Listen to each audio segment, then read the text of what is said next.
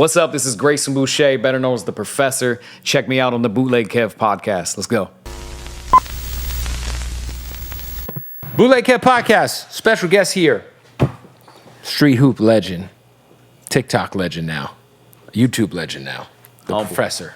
Hey, let's go, man. Glad to be here, bro. Good to see you, man. Yeah, it's crazy because I remember watching you back in the day, man. Like, when I was a kid, I loved AND-1's mixtapes. I remember, obviously, rest in peace to Escalade. Big bro. Skip to My Lou, who ended up in the league. Ray for Alston, Hot Sauce. Yeah. There was all these guys that were like celebrities. All the big bros, yeah. Yeah, and then like the AND-1 shit influenced so much shit in culture because like without AND-1, there's no NBA Street. Mm-hmm. You know what I mean? Mm-hmm. Baggy shorts. Yeah, the baggy shorts. Like there was just so much that like, I feel like, and then AND-1 ended up in Walmart, you know what I'm saying? Which kind of made it uncool, but, shout out to AND-1. Yeah, new ownership. I think it changed hands 5 times or something since I was there. Yeah. So it's in the hands of ownership now that, has it in Walmart. I guess they profit. Hey, they're winning a lot of they're making a ton of money. You seen what Shaq did, right? So I think it's Shaq and AND-1 is like the 2 head sports brands at Walmart. So I'm sure they kill it from a financial standpoint. I was going to say, you were 18 when you started doing the AND-1 stuff, right? Yeah, in 03. 03. So how did you initially, because obviously you're very good at basketball. So at what point in time did you say, well, I don't know if I can make it to the league, but this is like an alternative route I can go to be a professional hooper? So initially when I came out there, I was really like a fan. It just kind of happened on accident, but always trying to make the NBA, right? But I was actually a bench warmer at a community college, so it wasn't going to happen. Wasn't looking great for me at that moment. But after my freshman year in college, I improved by like 300%. Like it's crazy. I finally hit the weights. Mm-hmm. I'm playing every day with guys who are going D2 and D1. I already spent all my time hooping, but now I'm doing 3 a days. Right. You know what I mean? Like literally make 500 jumpers before class, go to class, 2:30s open gym. Yeah. Hit the weights, come work on your game again in the evening, either at a different gym. Nonstop. Or right there, so nonstop. So I dedicated even more time to the grind and improved. I didn't realize how fast you could improve. By the end of that spring, after my freshman year, I was like the best player in the gym. You know what I mean, with my teammates and stuff like that. But then AND-1 came, and the year before I went to AND-1, the first nationwide tour they had. It was already popping. Yeah, they had season 1 on ESPN already. I'm a fan. I'm actually wearing AND-1 head to toe before I'm even on there, like culturing it, trying the moves everywhere I go. Yeah. So I go up there as a fan just to watch, but I knew they had an open run because I had played the year before, and I got to play one game against the players. I think I was going against like Sick With It at the time. Wow. Headache, those guys were up there. So hopped in the open run, got some moves off. Some people were going crazy. Got voted in to play against Team AND-1. And mind you, I'm not even thinking the route of Streetball. I actually don't even think I belong there, to be honest, because it was such like a hood in the city. Right. You know what I'm saying? Like you're just like scrawny little white 18-year-old kid. Yeah, I was just talking to Half Amazing the other day. And he was telling me, we were talking about the Streetball versus the NBA debate. But remember, he was in the limo. He's like, yo, we need to see that commercial. Remember, he was like, the Hood All-Stars versus the NBA All-Stars. I had a pair of those Vince Carters. I think they were called the Half Man, Half Amazings. The Vince Carters were like the AND-1s that were like one half color one way. And Tai Chi. Yeah, those are hard. They gave Vince Carter that name from him, though. From Anthony Hayward, Half Man, Half Amazing. Okay. Yeah, I think Kenny Smith he knew Half Man, Half Amazing Streetballer, but gave it to... Wow. Yeah, I remember he was a little upset about that, but... Rightfully. Anyway, we were talking about the debate, but I didn't think I was a hood I didn't think I could be in the mix with a hood all-star. So like I'm doing it from a fan standpoint. I played. Next thing I know, I'm going back and forth with Hot Sauce in the main AND-1 game, and then they asked me to go on tour. So mine kind of happened on accident, but I did try to pursue the NBA up until 2007. Played in the CBA, which was like the G League. Yeah. And then the original G League. The original G League. That's how high I got. But then, like, man, the politics of the game, though, I logged some good when I got in the game. I think they got me there for ticket sales. Yeah, because you were a name, bro. Like you ended up kind of being like the face AND-1 for a minute, Yeah, so I got there. I think it was like a ticket sale thing. But then, like, I got a little time when, especially when the starting point guard, it was actually Stephon Marbury's brother. He got injured for like 3 games. So I started for 3 games. One of them I had over 20 points and like 7 assists. Yeah. The other 2 I had like 15 and 5 or something like that. Bad. We lost 1 and won 2. But when that dude got healthy, man, they put him right back in the lineup, even though we weren't winning a game before that. Right. So it was like the politics of the game. You know, people looked at street ball. Actually, in that time, it was like it actually wasn't real basketball, so it didn't fit. Do you think it like worked against you because people perceived you as a street baller and not an actual like, you know, professional hooper? When it came to the conventional game, right, it was a bad thing. Skip to Malou, even, you know, who played in the NBA for over 10 years. It took him a while to get in though. But he had to let go of his street ball reputation. I remember my year getting on the tour, 2003 was the last time he even played any games. He just stopped playing on the tour. And he had a solid career too. And he had some good years with Orlando and Houston. Like, yeah, he was good. But it's cool because it's actually funny how it works, because back then it was a bad thing to the NBA high-ups. Now, the All-Star, the Hall of Famers of today grew up watching AND-1. So, like, when I meet, you know, like Paul George or Kyrie, they're like, oh, yeah, you're my, I watched you back in the day. Inspired by you. Yeah, love it. It's incredible. I grew up off you. That shit's so crazy. It's wild, too, because, like, think about, like, NBA Street. They took so many of your guys' moves and put them into that game. Yeah. Did they ever, like, tap in with y'all? Like, or like, because they really took y'all's moves and like literally it was just, I mean, a legendary video game, but I can only imagine it's almost like with the Fortnite dances. Some of these dancers, you can turn on Fortnite, their dances are in the game and they ain't getting credit. Like, did y'all get any credit for any of the NBA Street shit? People would mix it up, you know, like they'd ask us, they think it's our game. So we had 2 games too. So we had, I remember, street hoops. They weren't great. Yeah, and I think what happened was, I remember the games. Yeah, I think with street hoops, they probably saw that and were like, oh, we could do this better. Yeah. Put the NBA stamp on it, it's probably gold. Yep. But then we did AND-1 street ball. I actually thought that was decent with Activision.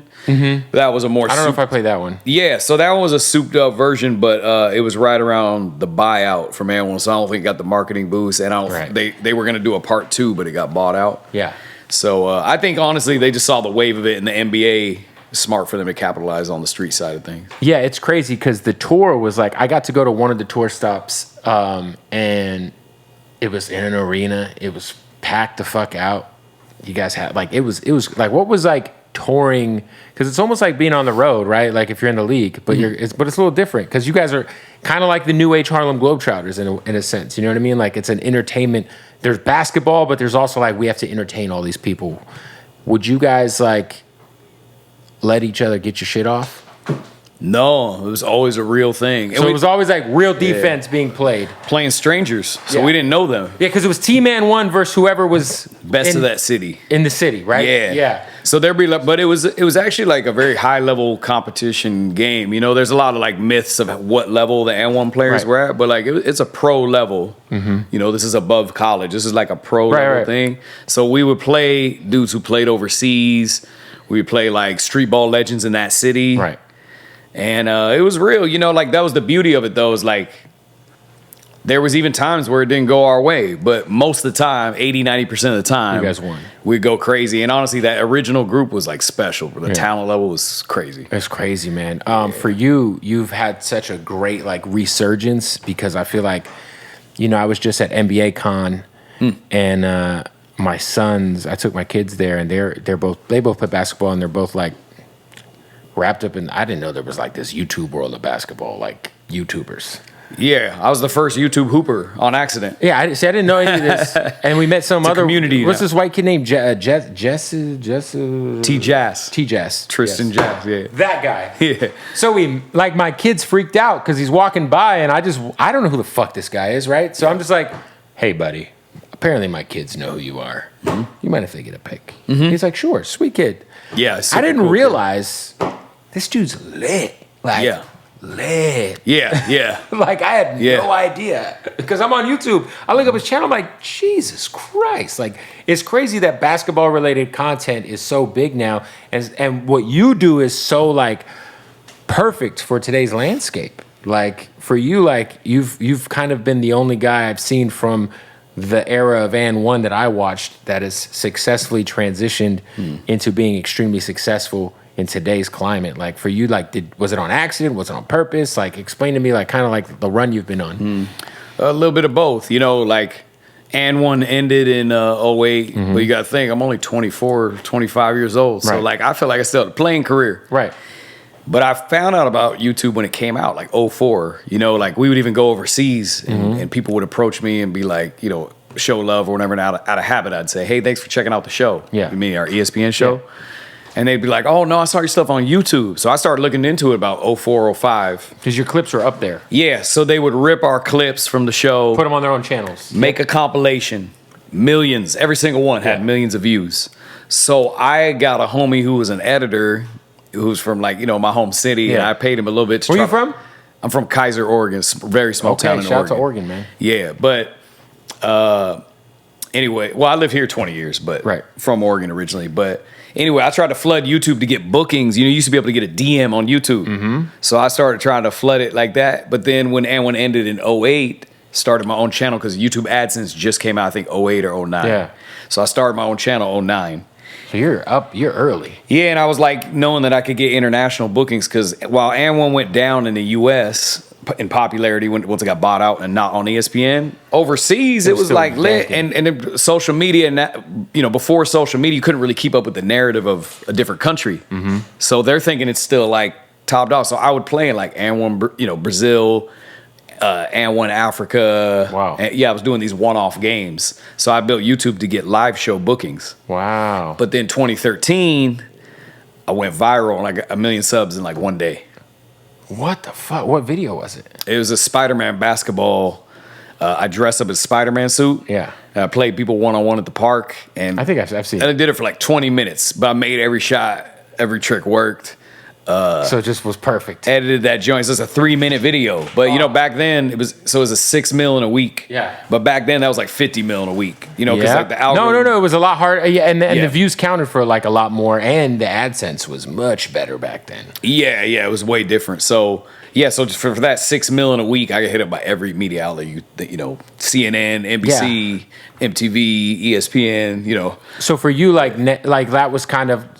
Did you realize at that point in time that the real money was being a content creator? It started to be clear. Yeah. You know, I was just thinking such like a hooper though. You know, like back in the And-1 day when it ended and all that, I was just thinking like, you know, am I still pursuing the NBA? Where am I going to hoop now? Am I going to overseas? Am I going to China? Kids? Am I going to G League? Yeah, not knowing as I'm uploading, I'm doing my job. We're good, you know, but it took a viral spike to turn it into a business like real fast. You know what I'm saying? And you're like, oh, this is it. This is it. Yeah, and I thought about it even back in the day when I first heard about YouTube because I knew it was in a few other countries because internationally they'd recognize us from it. And I remember saying to myself, I'm like, oh, this is like TV. This is like... It's a new TV. I said free distribution, but then when it came to fruition as a business, I'm like, oh, literally it's TV. Like way higher than, you know, we never thought it would be like today, right? It's like the go-to, but... What about TikTok? When did TikTok really take off for you? Because you got a shit ton of followers on TikTok. Trying to go crazy on TikTok. Yeah, it's crazy. Can you make money on TikTok? I know that like you can get it, like when it's monetized, I've had people tell me... The homie Mark makes money off TikTok. Once you monetize your TikTok, they start fucking with your algorithm. No, okay, here's the truth. You don't really make... It's like YouTube Shorts. You don't make much. Because the YouTube Shorts, you'll be like, I got an interview clip that has like 3 million views, and I think I made $29. Yeah, something like that. Yeah, I was doing 30 million. It made like not a couple hundred. Like, yeah, right. It's like, what are we doing? Yeah, no, my TikTok, I got 3.5 billion views, and I made $8,000. So it pays a little more than YouTube Shorts, but yeah. But it's a commercial for your YouTube channel, kind of, right? Yeah, and my thing it's a commercial for your brand. Yeah, and we went when I started to take off on YouTube and press into social media, I started realizing the value. Like early, you should be on every platform. Anything that drops, I sign up for the name, like just in case, you know. Yeah, and when it's new, press in and go hard because you know they're pushing everything. Yeah. Like so. With YouTube, I think I was actually a year late to TikTok. Yeah, to be honest, but. Once I got on there, my first video, I didn't put no effort in. It got like 5.5 million views. It was on Halloween. I was dressed as the Joker. My cousin was Batman. So the Joker movie song was trending. Yeah. So I did a little dribble as the Joker, like not even anything complex. Crazy, yeah. But it just went crazy. But it was like 5.5 million views. I was like, there might be something here. Guess I should use it. Yo, it's crazy because you watch like I just watched the White Men Can't Jump video movie with Jack Harlow, which was actually a lot better than I thought it was going to be. Have you ever had a point in time where you were hustling people at the park? Oh, I live White Man Can't Jump today. Like still, I know you do it on like TikTok, where you like show up like dressed as like a McDonald's employee or something. Yeah. But I mean like when the cameras aren't rolling, like maybe you're in a different city or you're like, you know what, let's. Oh, I see what you're saying. No, like, have you ever like pulled up to the park and been like, I'm gonna just? It's almost like being a pool shark, right? It's like, well, somebody there is gonna know me now. Now they will. Yeah. But you've never done that in like ever? Oh, just period? Just hustled somebody out of some money at the park? Because they just assume you're like the geeky white dude and... Well, I grew up doing it. I mean, I feel like I grew up doing that, literally. And then up until, I don't know, I think as of like 2015, though... You're too famous. I only play if we're rolling for the vlog, if we're rolling for social media. Like, I won't even do open runs or nothing. Only because of injury risk, though. You know, I'm 39 right now. Get hurt, yeah. Yeah, you get hurt, then you can't do your grind. It actually doesn't make any sense the older I get. It's just like the league, right? You're not playing too much outside the league. That's what I tell everybody. Like, it's really easy to watch the big three and be like, he still got it. Like, yeah, he still got it for a half-court game once a week. But I don't know if he still got it for 82 games. It's a lot different, right? People have a lot of spin past the normal, like, hooping age. But you're right, that 82 games is brutal. Like, I just saw Jay Rich get up at Big Three and, like, almost hit his head on the fucking rim. Again, yes, but can he sustain being healthy for a whole season? You know, it's hard. But it's hard for me to stay healthy doing YouTube. Yo, it's crazy. You know what I mean? Right? But it's been good, and honestly, like that's the cool parts. My lane is kind of unexplored because once you're about 35 playing in the league, right? It's too many miles for your body. It's gonna be hard for you to sustain unless you're like a Vince Carter or LeBron, you know, world class athlete. But for me, like I'm or Udonis Haslem, who is kind of like a coach. Oh, he kept going. He's kind of like a coach, you know. Yeah. No, but I mean, hey, but dude was an insane athlete, right? Insane athlete, yes, and one of the guys you did not want to throw hands with in the league. Oh yeah, true story. It's like him and Zebo growing up. You're like, I don't know if he would ever want to fight either one of those guys. Yeah, but for me, I feel like I'm just as quick as I was in 05. Like it's crazy because you could have went you probably could have went a few different directions, right? You might have could have went the Chris Brickley direction and like trained guys. Mm-hmm. And he's done a good job of like doing content and also like obviously training players, but like, kills it. Yeah, I think like the YouTube wave is. I mean, it's it, man. Yeah, I love entertaining, like entertainment, production, even acting. I've acted for 20 years. I never had like heavy prominent roles. What movies have you been in? Well, I was recently in that Hustle. Adam Sandler just had like cameo. Yep. With what's the guy's name? The dude that looks like you, kind of. Oh, you're talking about the lead? Her Gomez. What's his name? Something Gomez. Bo Cruz is the actor name. What's his name? Herman Gomez? Herman Gomez. Yeah. I don't know. No, it's not even that. I'm blanking but right now. It's something Gomez. It's something Gomez. It starts with an H and ends with a Gomez. It's Herman Gomez. Google it. Hell no. Now I feel bad. It's I know he's yes, Honcho. It's Honcho or Wancho is his name. Hernan Gomez. Yeah. Okay. I know his last name. I don't know his first name. This is Wancho or Honcho. He's a cool cat, man. I feel like he's my bro. I should know his name. Anthony Edwards is a great actor too. But they both did their they super did their thing in that. That was really dope. Other films I've been in, like when I say acting, I've done like 50 to 100 commercials for any brand, every brand you can think of. But then also. I first moved to LA 06. I actually had a lead role in a movie. It's called Ball Don't Lie, and it never got released. Damn, that's got to be tough. Did you get paid for it? I got paid for it, yeah, but not much. Indie film. Right, but you're like, damn, I just want it for me. Can I get it do you have it on DVD or something? Well, yeah, I do have it, but we're trying to release it today. We're trying to get it released now. I met up with those producers for the first time in like 15 years. Yeah, why not? Put it on Tubi or something. That was our thought. Yeah. Just for the resume. Yeah, like, dude, we made the movie. Like, it's not like it's going to lose it. Like, unless it's like horrible and you're going to get canceled because you shot it in 06 and, No, I mean, we're not going to win no awards, but it's not horrible. No, it had good basketball. Yeah, but they've been making some good basketball movies recently. Yeah, a lot more too, because they used to only get a basketball movie every few years. I just watched this one on Disney Plus with my kids about an Asian dude trying to dunk. It's called Chain Can't Dunk. Was it good? It was actually not. I didn't even hear about that. It's on Disney Plus. It's about this Asian kid who goes viral on YouTube trying to document the process of him trying to dunk. because he has a bet with another kid at his high school that he can dunk. And then he ends up faking him dunking for the YouTube viewers. But then he gets called out for it, and he has to apologize. It's actually really good. It's a Disney original. I gotta check it out. Oh, it's Disney. Wow. Yeah, Disney. I'm telling you, you guys, you and this other fucking guy we just talked about, you guys are making this basketball shit like pop in a whole different way, bro. We're trying to go for it. I'm actually trying to hoop till 2034, 50 years old. Yeah, you could probably go till 60. Because then guess what that means? Lord willing, let's go. What that means? That's a YouTube title. 60-year-old breaks some guy's ankle at the park. It's like the real Uncle Drew. Oh, for real. Gotta stop the interview to tell you about our good folks at Odd Socks, baby. Yeah. Shout out to Odd Socks. Now, this is what I love about Odd Socks. One, they're family. We love them. But also, they have the most comfortable socks in the fucking world, all right? Now, look, they got the craziest licenses. You see the Jolly Rancher. These are actually fly as fuck. Some Doritos socks. They got the WWE license, which is just my absolute favorite. And then, personally, my favorite is the Odd Socks Basics. Now, these are just the basic socks. Now, these are in my bag, because I'm taking these. I love these Odd Socks Basics. These are literally the most comfortable socks in the world. All right, these are just the plain guys, all right? Also, they got the Scarface. They got the Godfather. And they have underwear. What are we talking about? What are these? 2XL Reese's Pieces. You know, if somebody was going to wear some Reese's underwear, I'd assume they'd be a 2X on the size. You know, shout out to the Ghostbusters. Look, so much going on at Odd Socks.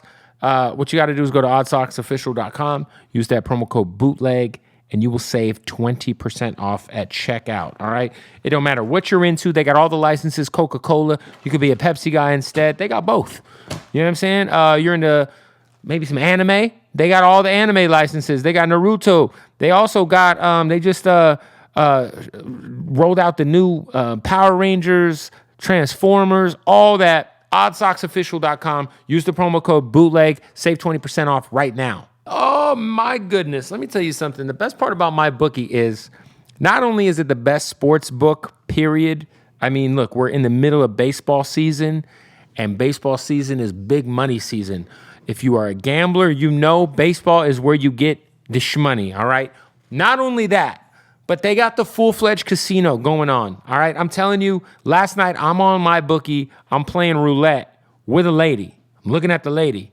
She's on video. She's rolling the wheel. It's a movie, all right? They got blackjack. They got whatever you're into. Blackjack, craps, man, all kinds of slots.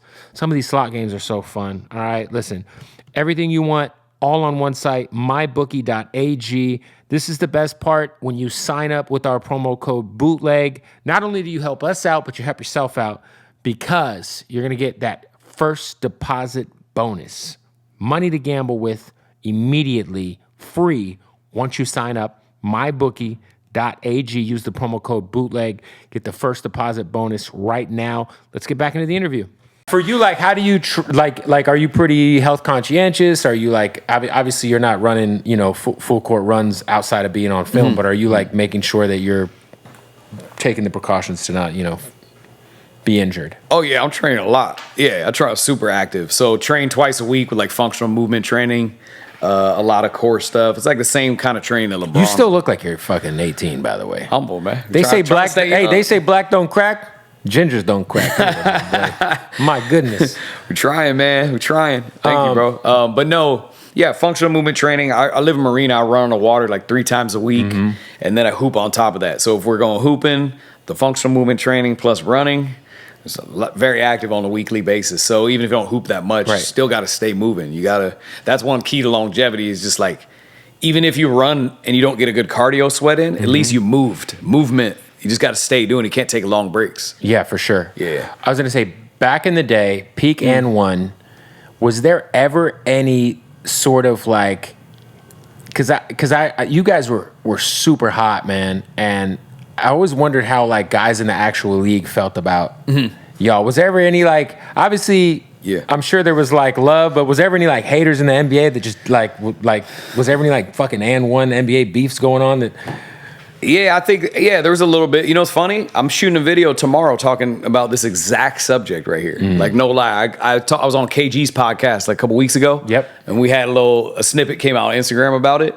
and it like started didn't see a little it. fire. Yeah, it went crazy. What was KG saying? He was basically saying some of my teammates, they were eating dinner somewhere at a restaurant in New York, and the topic came up of them, getting at the NBA players. And KG, he was like, I was about that. I wanted to see what's good. You know what I mean? Obviously, they're in the league at that time. Like some unfilmed super game where like Kevin Garnett and like fucking Stephon Marbury show up to like a park in Harlem at 3 a.m. and battle it hard out. though. No, you know what's crazy though? When Half Man Half Amazing was gassing that up though back in the day, like think about it, we were on TV more than the NBA, right? The ESPN. For sure. Think if they actually did, if that game actually was for real, like that would have like. We might have had a foot. Think about it, we sold out the Garden just an AND-1 game. Right. So what would have AND-1 versus NBA All-Star game? Crazy. In just a theory game. Especially in like 03 or 04. Oh my God. We might need a football stadium. Oh, Me and Half Man were just talking about that. Yeah, it's crazy to think like, I'm just glad to see because, when I was a kid, man, the basketball was so, and it's big now, but it's just dope to see like today's generation have whatever version of like AND-1 was to me, to them. You know what I'm saying? That's why I try to keep it going. Because you probably have such a wide range of fans. Oh, super. Because you have like guys that are like me who is old and watch you as when I was a kid, and then you got like my fucking 9-year-old knows exactly who you are. I showed him. He said, "Oh, you're gonna interview him?" He's at basketball camp right now. Otherwise, he'd probably be here. But it's crazy. You have like such a like. It's probably hard for you to go too many places without getting stopped. Yeah, oh no, yeah, for sure. It's a blessing though. Like if I look at my analytics, it's like 20% 18 and under, 20% 18 to 35, 20% 35 and up. I even got people 55 and up. There's a 10%, So, yeah, it's a blessing to have a wide demographic of doing it just for a long time. For you, obviously, you say you want to ball to your 50, but what are other things you're trying to like do to kind of just expand like the empire? Yeah. Obviously, you got merch, you got stuff you're selling, but like, give me kind of the breakdown on globalhooper.com. Globalhooper.com. Yep. Yeah. So when you talk about expansion, I'm actually trying to produce a movie of my life story where I play myself. So I've been working on that for a couple of years. You better get that film soon because you're still young. The strike don't help. You know what I'm saying? The strike's fucking everything It's up. not helping. But Except for Tubi. Yeah. Tubi maybe. You know I think you can still get a Tubi movie off and the SAG won't be mad at you. I'm in SAG. Yeah, I don't know. So if you're in SAG, you should not. You're on strike. You are on strike. I heard they're like it's like gang shit. Like you cannot cross the strike line. Yeah, it's real. It's real. It's real. So no, we respecting all that, but trying to put more of a foot into the acting world. I don't think I'd ever stop my YouTube channel just because like you've seen even A-list stars, influencers also, and I've seen even like big YouTubers go mainstream or do something mainstream and then have to come back to YouTube. Yeah, and it happens actually a lot. Then the algorithm's all messed up. It's not like it was before. So I don't ever want to let up off the gas personally. I just think controlling your own narrative is a beautiful thing. You're your own boss over there. If people don't want to give you work elsewhere, you still got that. And it is TV. Like the number one used app on my TV is YouTube. Yeah, I mean it's the number one streaming app in the world. It's like I don't care about like I don't watch Netflix unless like some show drops. Like I just watch quarterbacks. Okay, but I'm always on YouTube. My kids are on YouTube. Yeah, me too. If I'm not watching Netflix, it's YouTube. So yeah, so you're like you want to just kind of dip your toe into like producing like original content or being a part of like movies on a bigger scale, as well as still keeping your foot on the mainly acting, a little bit of producing, yeah, for sure, but. Also, for me, it's funny, as long as I've gone, start my YouTube channel 2009, the weakness of my brand has actually always been infrastructure. I didn't upload enough. And now, as we get further into it, people upload way more. Yeah, I was going to say, how often are you dropping content? Now, we're going to go 4 to 6 times a month. But I've always been like kind of like Mr. Beast, where you take a lot of time for video, treat it like a TV show where everything's perfect, good sound, amazing content. You're aiming to break the internet, but we sometimes only get 1 or 2 up a month. Right. And while that was good, don't get me wrong, it was good. Like I think there's a better from a business standpoint. What's your most viewed YouTube video? 83 mil views. But what were you doing? Oh, I went to Laguna Beach and I played a trash talker. It was actually my first trash talker video. I came up with that term, the trash talker. Yeah. Dude was just talking crazy. I had been up there for like 3 hours. I was playing at the Laguna Courts, in Laguna Beach. Yep. And this dude came up and he's trying to discredit everything I did. And then he was trying to. He knew exactly who you were. I don't think he did. So he didn't know who you I don't were. think so. Okay. Maybe, but I don't think so. So then he was like giving the dude a hard time that was guarding me. Maybe he knew them. But he kept saying after every bucket I would get like, man, you got to do this. And he's like, all you got to do is watch his hips. And so he's like, man, I got next. And I said something like, well, maybe we should get a ones in. He's like, yeah, let's get the ones in. So I was like, all right, cool. So we finished that game and I was like, all right, man, you trying to do it? And then we matched up one-on-one. He was a little bit heavy set though. Mm. So midway through the game, he was a little winded. I did a move, went between his legs, snatched it. I didn't even touch him. He hit the pavement, right? Then like 2 plays later, I did somewhere up faked between my legs, between his legs, snatched it. He broke his shoulder. He reached and threw his shoulder out of the socket. So the game that's why I got 83 mil views. The game didn't even end. We couldn't have wrote a better script. Holy shit. Yeah. So when we edit it, we go to the edit, we told the story of how the game happened because that was one of my critiques. We don't play good enough competition. Right. But it's like, I play anybody in the street Yeah. ball. So we told a story of why that game went down. But then we realized, you got to do this every video. You got to tell a story. Yeah, tell the story to go with then the video. The thumb was a zoom in to the ankle breaker. So it kind of, that paved the way for how I need to do videos. And even the title, I had money in the title. Yeah. So play the game for $100 or whatever. It's Trash Talker. Wow. Yeah. 83 million. Yeah, I think that was 2016. And that's fully monetized? Oh, for sure. In 2016, that's for sure. bag. Yeah, that's a the bag. lifetime analytics on there are nice. Is it safe to say you've surpassed your AND-1 pay as a YouTuber by like 10 or 30 times by now? I was gonna say somewhere around 20 times. What were you? I mean, not to get in your pockets, but back in the day, like what was the pay decent? Like if you guys were hitting the road, it was decent. Yeah, I don't mind. I think my first contract ever with AND-1, 18 years old, was like 70K, 60, 70K. Not bad for an 18-year-old kid professionally playing hoops back then before inflation hit the fucking... Not bad. Yeah, it wasn't bad. But then as we went, it went big. So we did, multi-year, 6-figure deals. Like by the time I left, I think I signed a 250K. A year? Yeah, Not bad. 250K or something my last year. But then we would make money outside of AND-1 too. So you could go do that, then you could go do, I'm going to go do an appearance, or I'm going to go play in a game in China or Africa. Yeah, so I think my last year, I think one of the years I made 800K or something like that. And so that was cool, but... Just hooping. Just hooping. And I think we made millions of dollars the whole run. Of course, but I'm just saying, like for a single year. For a single year, I was like, awesome. I thought I was rich. I thought my money would never run out. Was everyone's pay scales different? Do you know, or like because obviously there's bigger names, smaller names, like because I think when I think of AND-1, I think of you. I think of Hot Sauce. I think of Escalade. I think of Half Man Half Amazing. I think of. Who else? And you're probably different. You watched it. The casuals, they say like me, Hot Sauce, and then it's either like Skip or Escalade. Yeah. Maybe AO. Yeah, AO was dope. Yeah. Yeah. Damn, that's crazy. Yeah.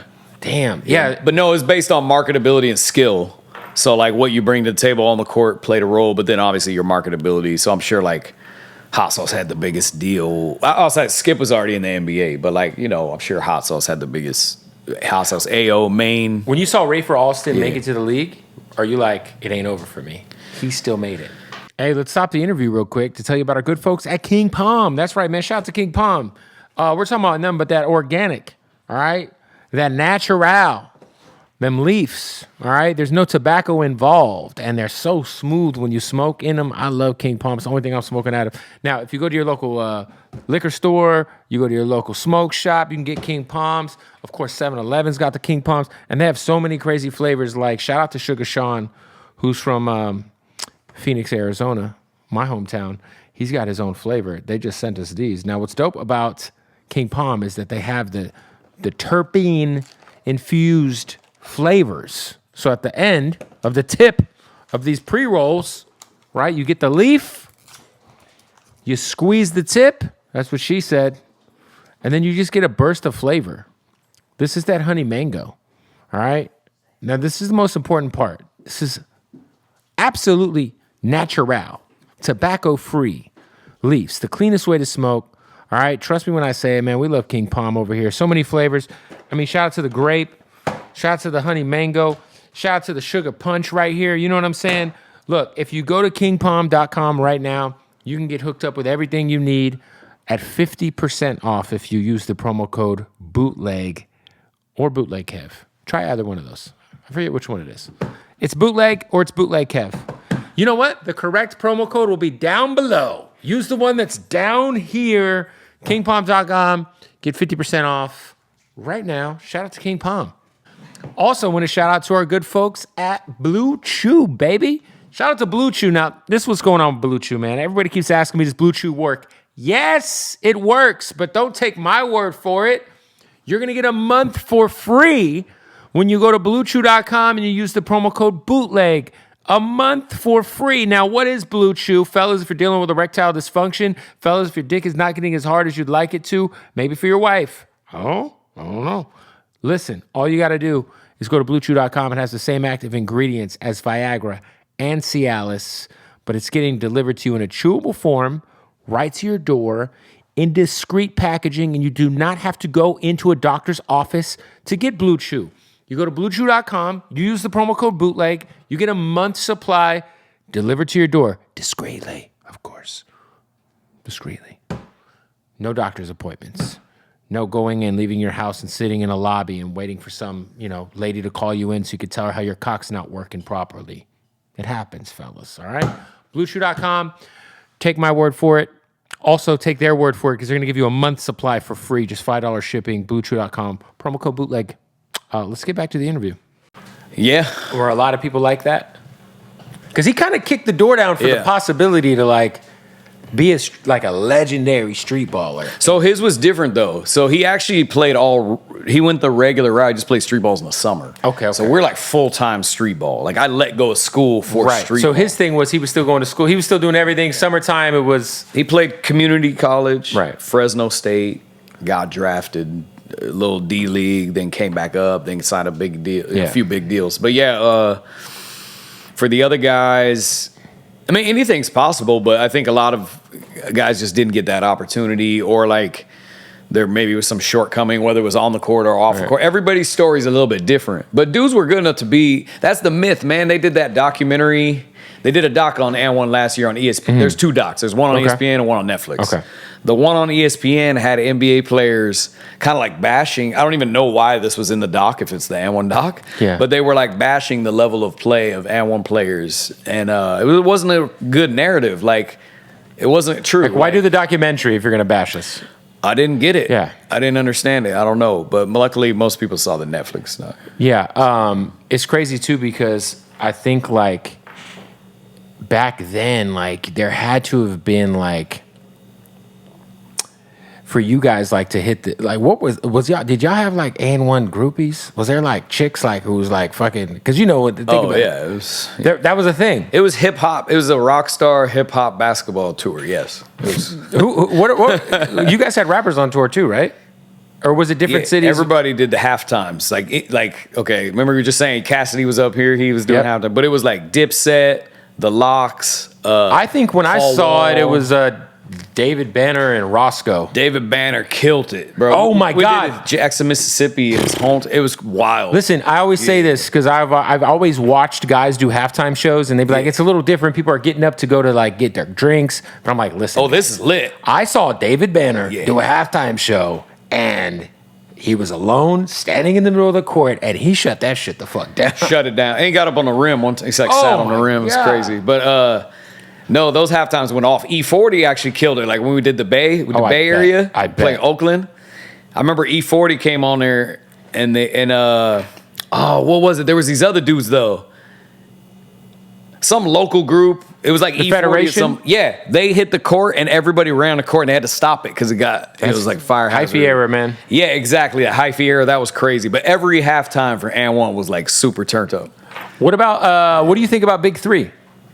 Oh, I think it's dope. I love it. I mean, I don't think some people might call that street ball. I don't really view it as street ball necessarily, but I think that you're right, guys have more spin after the league. You know what I'm saying? You might be good in the half court till you're 50, like you're saying. Sure.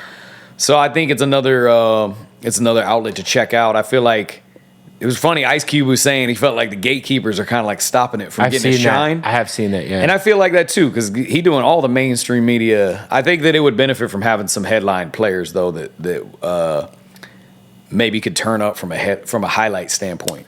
That's what I think. I was gonna say, like when Iverson and Jay Will in there the year one, yeah, that was ready to go berserk. Yeah, and then because that made me want to watch. I was like, wait, white chocolate and AI, which is tough. I'm in. Yeah, me too. But the hard thing was like, so Jay Will, he was ready to play, but he got injured. So, right, so he never came back after that. Did he ever play at all?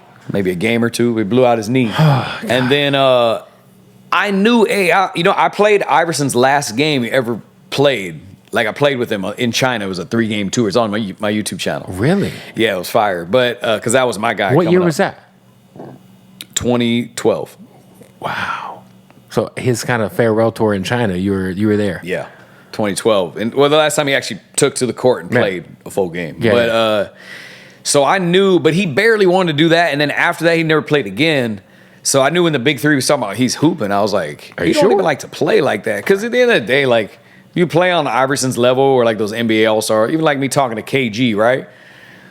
They ain't trying to, the stakes are too low. Right. It feels weird like going to play in a game in a half-full arena or like if I ask KG, would you collab on my YouTube? He gonna be like, nah, like why? Like he's already cemented. That dude's Hall of Fame. Nah, it's crazy. Have you ever hooped or messed around with Jason Williams at all, with Jay Will? Because he's obviously kind of like the, you know, when you were a kid watching him and Vince, and it was like that era, like Streetball in the league. Oh my God, it was crazy. Yeah, Iverson, Jay Will, like you said, Vince, that was crazy. Yeah. We're trying to make it happen. We're actually trying to make it happen. So I did a collab video with him. Okay. He came to our studio downtown. We have like a half court with LED setup.